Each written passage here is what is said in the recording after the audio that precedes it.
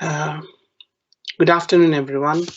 Welcome to the Friday's cross-site teaching session, including the Journal Club. Today, we'll be having the Journal Club presentation first, followed by the teaching presentation, which is on endocrine emergencies. The Journal Club will be presented by Emily Rich, who is going to present on the REST trial paper comparing conventional ventilation to conventional ventilation plus extracorporeal CO2 removal. Over to you, Emily. So yeah, as Ravi says, I am trying to make this scroll through. It doesn't seem to be doing it. There we go. I think that worked. So I'm looking at the REST trial. This was where they compared using lower tidal volume ventilation facilitated by extracorporeal carbon dioxide removal versus the standard care ventilation on 90-day mortality in patients with acute hypoxemic respiratory failure.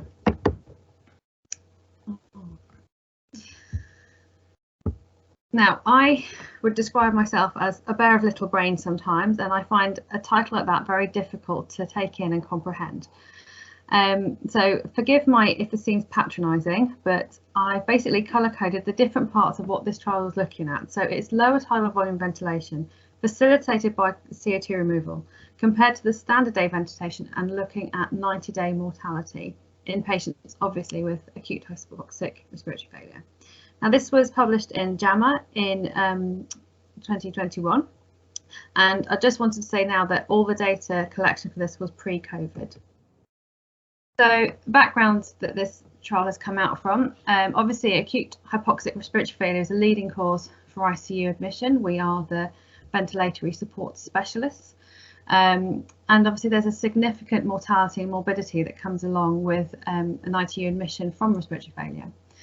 So in the last sort of 2 decades, the focus has been moving away from trying to obtain normal blood gases and a normal picture and towards lung protective ventilation.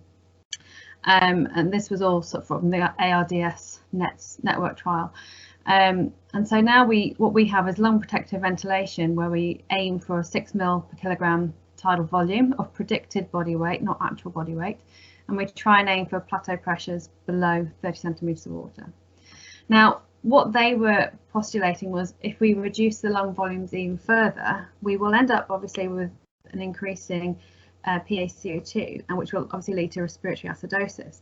But can we use extracorporeal carbon dioxide removal to facilitate those lower tidal volumes and sort of prevent further lung injury?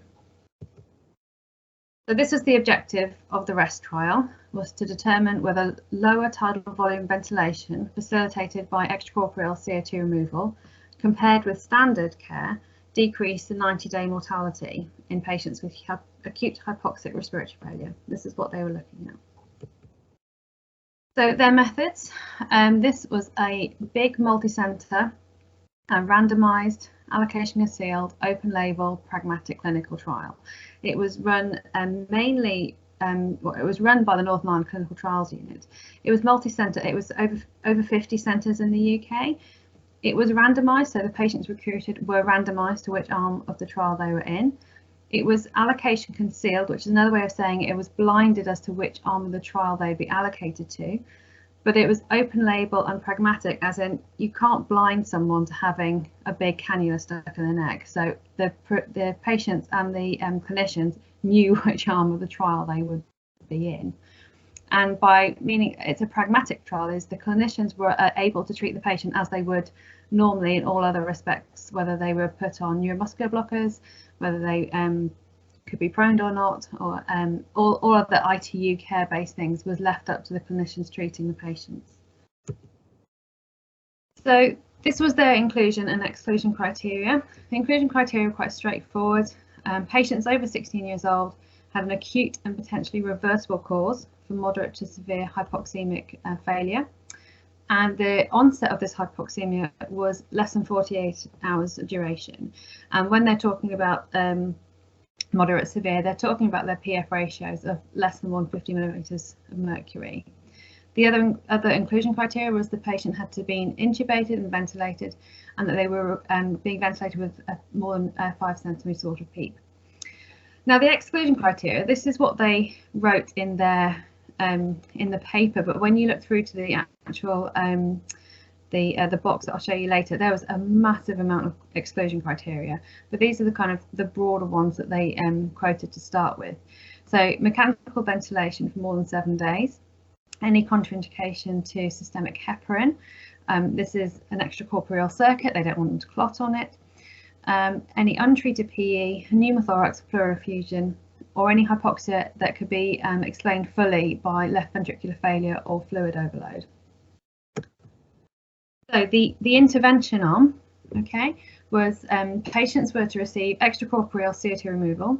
They had a dual lumen catheter percutaneously inserted under ultrasound into a central vein. So mainly right internal jugular vein. From what I've looked at, it was probably a bit bigger than a VAS cath, but not quite as big as an ECMO cannula.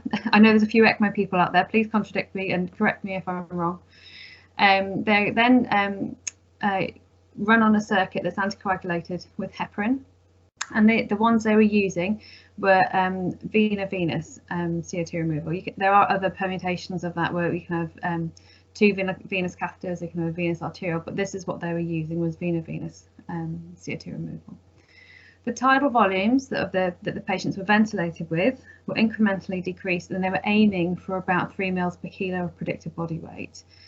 And it had to be continued for at least 48 hours, and then they would try and wean them from the CO2 removal. There was a limited span that they could use it for, and this was down to the specifications on the device, and there was a maximum of 7 days. The standard care arm of the trial received what we would consider to be normal standard care for hypoxemic patient, which is the ARDS net ventilator strategy, so lung protective ventilation. The outcomes, so the primary outcome that they were looking for was an all-cause 90-day mortality after randomization. So they were looking for a difference in the 90-day mortality between the two groups. They had several other secondary outcomes that they were looking at. Tidal volumes that they'd achieved on day 2 and 3, ventilator-free days, 28 days, and duration of invasive ventilation in total in survivors. Need for ECMO up to day 7, mortality at day 28, and adverse event rates. Other parameters like cost effectiveness, length of ICU stay, length of hospital stay, they reported separately in a different analysis. So statistical analysis, they wanted to achieve a sample size of 1,100 patients, and that was determined that would provide a 90% power to show an absolute difference of 9% in 90-day mortality, assuming the control group had a mortality of 41%. Now, where they've got this from, I believe, is that when they looked at the original work, I think it was done by ARDS Network, when they reduced the tidal volumes from 12 mL per kilo to 6 mL per kilo, they noticed a 9% difference in mortality. And I think their thought process is that, or what they're surmising is that if they reduce it again by 50%, so they go down to 3 mL per kilo, they will see the same kind of difference. I wonder whether this is the flaw in the plan, but that's where they got the number of 9% from. There was a lot of other statistical stuff which I'm not going to go into, I'm afraid. So they had always planned to do an interim analysis at about when they'd reached about 560 patients that had been recruited. Now, they had a recruitment pause after they'd got about 400 patients because there was an investigation for a serious adverse event. So they decided to do the interim analysis a little bit early. And the Independent Data Monitoring and Ethics Committee recommended that the trial be stopped.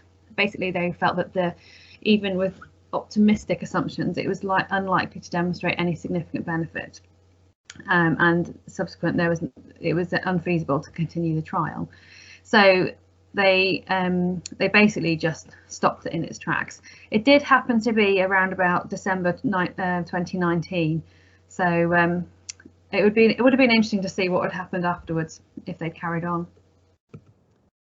So the results, they did the data collection between May 2016 and December 2019. They said there was 51 centres throughout the United Kingdom. They screened 7,000 patients for eligibility, but they only managed to recruit 400 for randomisation. To me, that seems like a very poor amount of return for your investment when you've screened 7,000 patients. I'll go through what I was saying earlier about the exclusion criteria in a minute. But so anyway, they randomised 200 into the CO2 removal group and 210 to the standard care group. This is from the paper, and this is where patients were why patients were excluded. So they screened 7,000 adults with severe hypoxic respiratory failure, and then 6,500 of them were excluded. And I understand the top handful of why they've excluded them, but there seems to be some in there which I don't really understand why they needed to be excluded, and they don't explain why. So particularly where it says platelet count of 400, does that mean below 400, above 400? They're not particularly clear. Patients that are on APRB, well, I don't know why that would necessarily exclude them. An untreated cause for acute respiratory failure, again, well, we don't always have a reason for, a diagnosis, but we treat them anyway. So I just felt that there was a lot excluded, and maybe their criteria were a bit strict. The 1,800 in other was basically a free text box, and it was people were saying things like there's a rapid improvement or rapid deterioration, so they obviously weren't recruited. So anyway, these 412 were randomised. So in the primary outcome, there was no significant difference in the 90-day mortality rates. The intervention group had a 41.5% mortality, and the standard care group had 39.5%. Even after adjusting for age, SOFA score, PF ratio, the risk ratio remained the same, remained similar for both groups. Looking at secondary outcomes, the only really significant finding they had was that there was fewer ventilator-free days, up to 28 in the intervention group. So it looks like the intervention group spent longer on ventilators. There was no difference in duration of ventilation, no need for ECMO at day 7, no mortality difference at 28, and no difference in duration of hospital or ICU stay. They did, in some of their additional secondary outcomes, they did find some significantly different parameters. So particularly to do with the sort of the ventilation strategies. So tidal volume, they did achieve a lower tidal volume. They didn't quite get an average of 3 ml per kilo, but they did get at least 2 to 2.5 mils per kilo less than the standard care group. There was not much difference in the PF ratio. They had a higher PEEP in the intervention group, but again, it wasn't statistically significant. Plateau pressures were slightly lower. The driving pressure was slightly lower. And then we ended up playing this higher lower game throughout the rest of the parameters, really. And none of that is particularly surprising considering what they were doing. Then they reported their serious outburst events. So this is just the top of the table of where they're looking at serious adverse events, sorry. And looking at this is not an intervention to be undertook lightly. This had a significant burden of risk to it. If you look at the total number of adverse events from the standard group to the CO2 removal group, the CO2 removal has, over 100 more events, but only 65 are related to the study intervention. So you're wondering where's the other 40 coming from, and is that significant? And then the serious adverse events, you've got 50, but only 22 are related to the study. So something else is going on here, I think. And this is not just a benign intervention. This is the bottom of the table, so it's looking at the kind of events they had, mainly to do with the anticoagulation, to do with the filter, to do with the device. So it's not unsurprising really where they've all come from, but I just wanted to put this in to show the difference that you see between the two groups, really. So their discussion, they brought up the fact that because they've made significant differences in their ventilatory parameters, that actually had they been allowed longer with the device, would they have then achieved a better outcome? So the device had a sort of time limit of 7 days, and apparently 33 patients within that group had to be stopped on it because they'd reached the end of the time rather than that they had got better. So they discussed that. They discussed the fact that because they were allowing a greater permissive hypercapnia, which obviously leads to respiratory acidosis, and they had a lower PF ratio, were the consequences of this burden contributing to a lack of clinical benefit? So was the consequences masking any benefit that they may have had?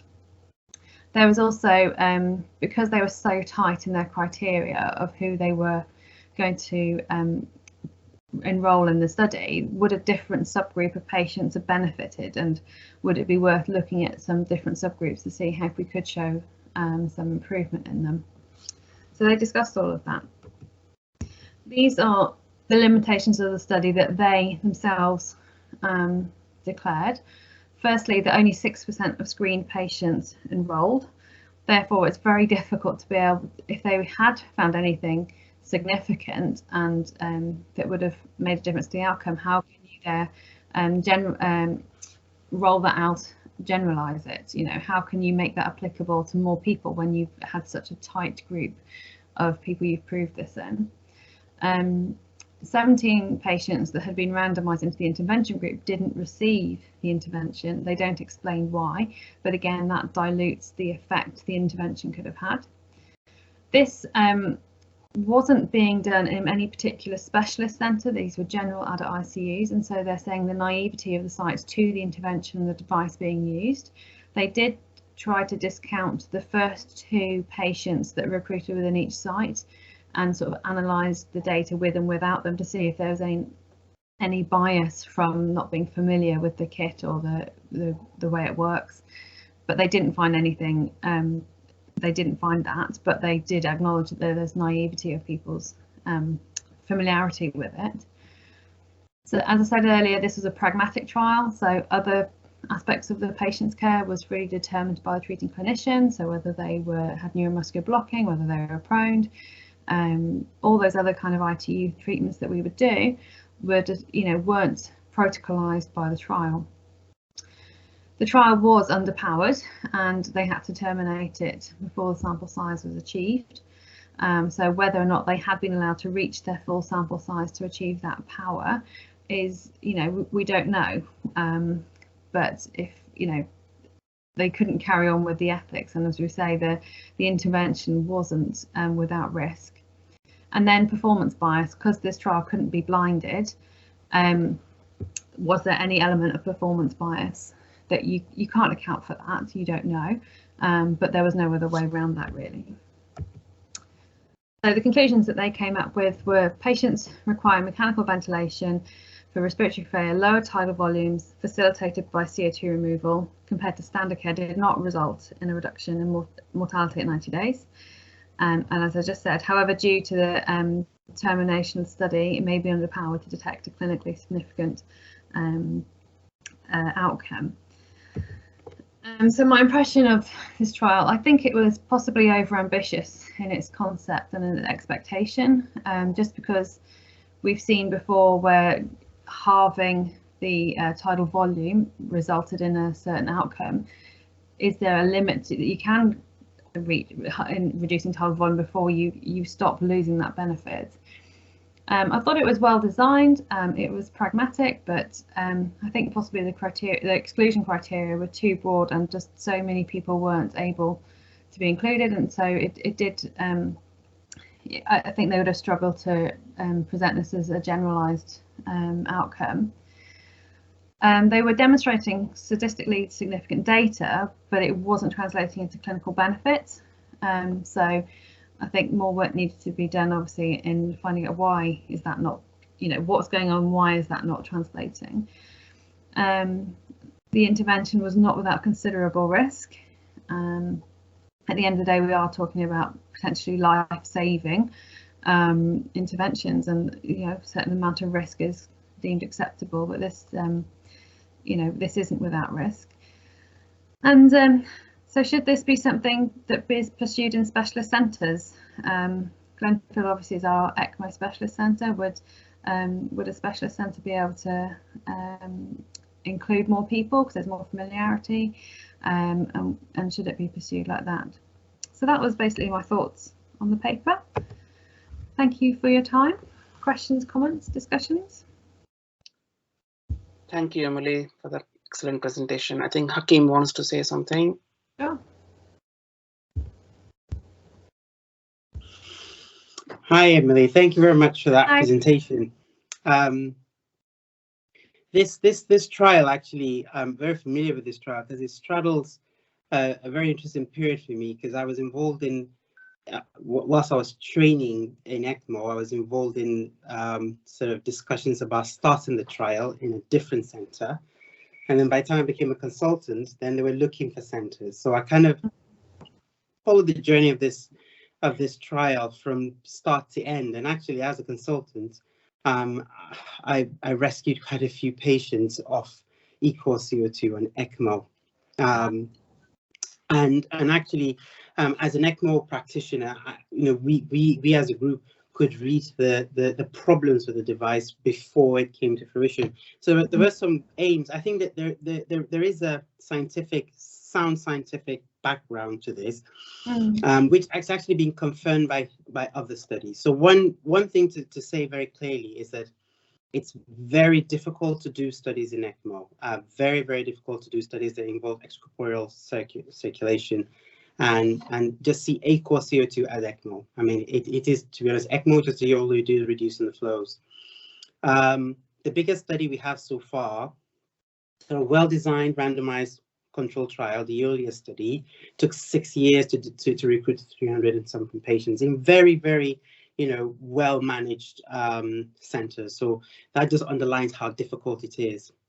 The second thing is this trial was designed to be a pragmatic study. So it's meant to just follow real-life conditions, allows clinicians to input into whether they make a judgment whether a patient could be escalated or included in the group that received equal CO2 or not. Hence why there was a bit of a deviation from the core criteria of exclusions.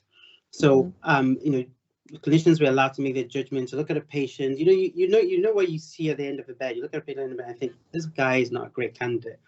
And that was born into bed just to make it real life, to make it so that we can easily use it in real life circumstances. The third one to test the theory is that could a form of ECMO be used widely across ICUs? And I think one of the answers we got from that is that there's a bit of an expertise required.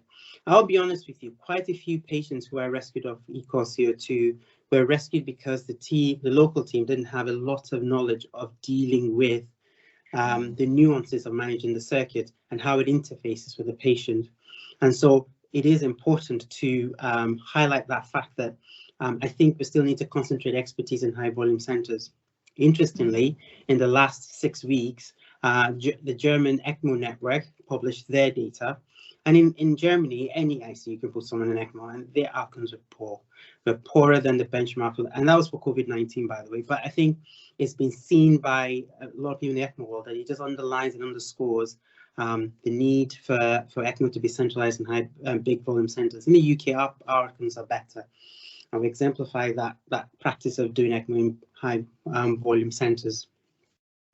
Now, the other thing I want to just explain about the nuances of this device is that, think about it what you want. It's not ECMO -1, it is ECMO. The only thing you have is a smaller lumen cannula, which you can use it to provide full-blown ECMO for a smaller child, but we use it in adults for equal CO2. The flow is very, very low.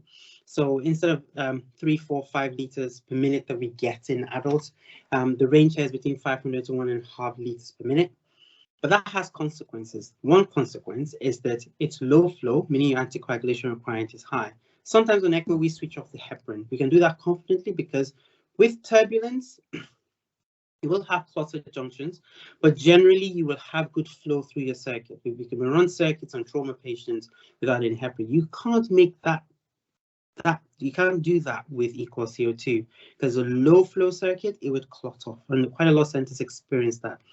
The other thing is that you have with this circuit, when you're going down to very low tidal volume and you have a paralyzed ventilated patient, the gas that's used to drive the equal CO2 is air, not oxygen. So your circuit can't give you oxygen support. It's primarily for CO2 control. Now, one of the problems we encountered in patients that were referred for an ECMO on equal CO2 is as you start to go down, and I think Emily pointed at it, I think it's naive to think that as you reduce the tidal volumes, you get a reduction in mortality because you actually encounter new problems. The new problems you have are de-recruitment. The new problems you have are sputum retention, and the new problems you have are increased risk of superimposed infection because you're not actually, with lower tidal volumes in a paralyzed patient, in certain patients, you're not actually able to provide them the entire adequate tidal volumes to ventilate their lungs. Plus, if you have the odd big patient, big round patient, basal atelectasis creeps in. And so that has led to a new movement, and there is a movement going forwards now in the sense that maybe we should actually trial this technology in patients who are spontaneously breathing. And maybe the classic patients are the primary hypercapnic respiratory failure, the COPDs and the asthma. There's been some preliminary work being done in that group, but probably it needs to be tested in bigger trials. One more thing I would like to say is that you mentioned quite nicely there, Emily, about the mortality in this group. But kind of there's been a lot coming up lately about the role of hypercapnia in mortality in ARDS, and it's actually quite important. I mentioned the Eulia trial earlier, which is the biggest trial that looked at ECMO, whether ECMO works or not. And one of the biggest groups that actually benefited in the Eulia trial were the hypercapnic patients. They had ARDS, a PF ratio less than 150, but they were hypercapnic. And a recent paper has actually been published to actually show that failure to treat hypercapnia ARDS may be associated with poorer outcomes. So it's not something to be forgotten quite right away. But in contrast to that, even on full-blown ECMO, when you are ventilated or you're breathing for yourself, we sometimes find it really hard, even with full ECMO, to control hypercapnia. It's really difficult. And I think a lot of it isn't just because of the effect of hypercapnia on blood acid-base balance, but I think it might actually have something to do with the effect of hypercapnia on your PVR, and hence consequently leads to right ventricular failure. Because there is good evidence, there's good historical evidence in ARDS patients, persistent hypercapnia is associated with poorer right ventricular outcomes compared to normal capnia. But in some situations, really, really challenging. Is equal CO2 out of the window? It's not. There's some centers that are still using it as a bridge off ECMO. So if you had someone on ECMO for a long time, then they bridge them off it. And some transplant centers are using it for post-transplant respiratory failure to bridge patients off ECMO. And in such centers, they're reporting better outcomes when patients are awake, are spontaneously ventilating, and you use the equal CO2 to control their respiratory drive so they don't give themselves patient-induced spontaneously breathing lung injury.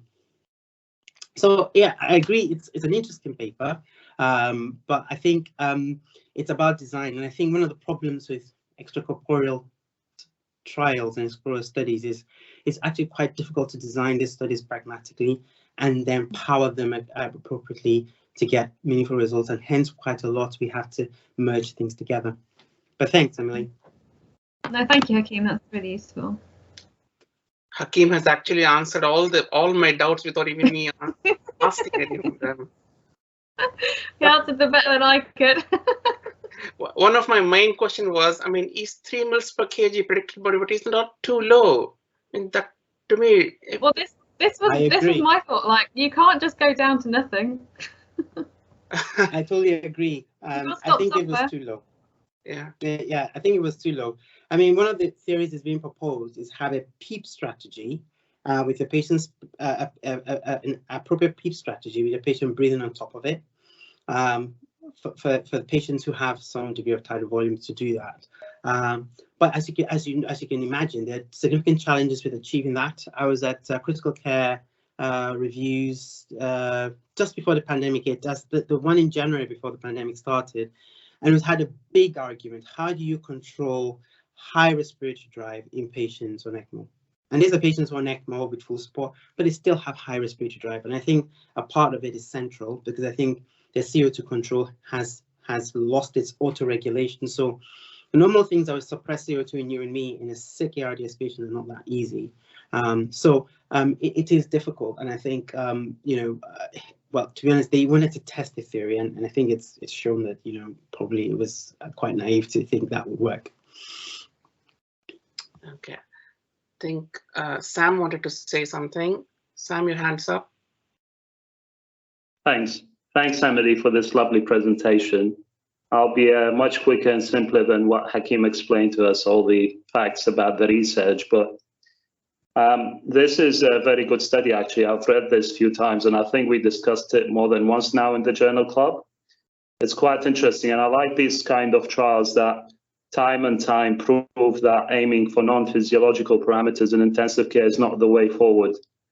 So you're absolutely right, aiming for 3 mils tidal volume, whatever your PEEP strategy, and we all know the difficulties in deciding the optimum compliance of a lung with an ARDS, I think it's the major issue here. And if you look at intensive care patients, I always consider them into 2 phases: the acute phase, where you have to manage and control the acute illness, and then the rehab phase. And as Hakeem already mentioned, hypercarbia is not a benign thing. If you look at our patient population, the one that we have to aim for hypercarbia because there isn't any other option, they get with a significant physiological load. And I think, as they mentioned in their discussion, that physiological load is potentially what can worsen their outcome, because their ability to rehab, the effect on the whole body biochemistry and everything is, I think, beyond repair, really, potentially in many of these patients. So just a few observations from clinical practice as well. But I don't know why we keep aiming for non-physiological parameters all the time in intensive care. There is a reason that our body wants to breathe with a 6 to 7 mils tidal volume, I assume. I hope so. But thank you. And there was one query, one sort of new fact that I learned reading through this paper. In one part of the discussion, they said patients with severe hypoxic respiratory failure, by that itself actually increases the risk for intracerebral bleeds. Is that true? I mean, I've not read that before. I mean, Hakeem or Sam, is that true? Yeah, so yes, to some degree. It's a marker of how sick you are. Okay. So, I mean, anybody who has rotated through Glenfield before know that when we put patients in ECMO, one of the biggest risks is intracranial bleeding. Yeah. And when we started doing ECMO in the past, the coroner would investigate each one to think maybe it's because we're over anticoagulating them. Mm. But enough studies have come out to show that actually the bleeding they get is correlated to how sick they are. Okay. And the hypoxia is just a reflection of that. The tissue level hypoxia is represented in the brain. Mm. Several factors play a role. They have gaseous disequilibrium, sort of between CO2 and acidosis in the brain. So when you put them on ECMO, sometimes the CO2 drops really quickly or rises very. So you have variable gas exchange. They have cerebral vasoconstriction, which creates relative ischemia. So when you ventilate them, you bring the oxygen up a bit, they get a bit of reperfusion, and the tissues break down and they bleed. So it's different things. And then there are the disease factors as well. So some of those viruses cause widespread encephalitis and encephalitis. So putting all that together, the sicker you are, the more likely you're going to bleed. And so the coroner stopped doing reviews on our intracranial bleeds now, because it's recorded as a trajectory of how sick you are when you go on ECMO. Thank you. Thank you. Any more comments on the article? Okay. Thanks so much, Emily. That was really interesting. Thank you. No worries. Thank you very much.